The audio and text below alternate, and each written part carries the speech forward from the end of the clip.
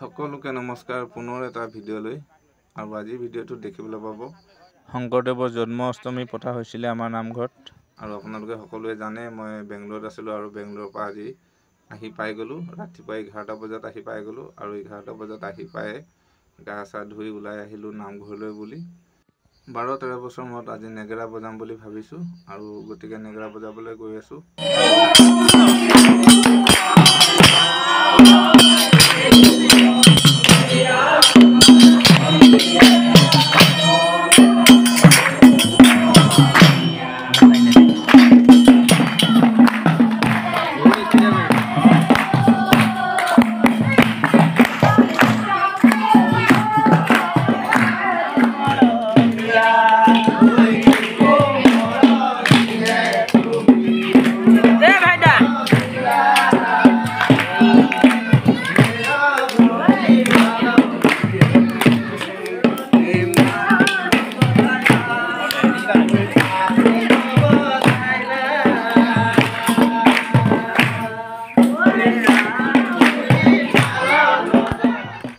সকলোৰে এতিয়া নাম বন লোৱা হৈ গ'ল এতিয়া প্ৰসাদ দিলে প্ৰসাদ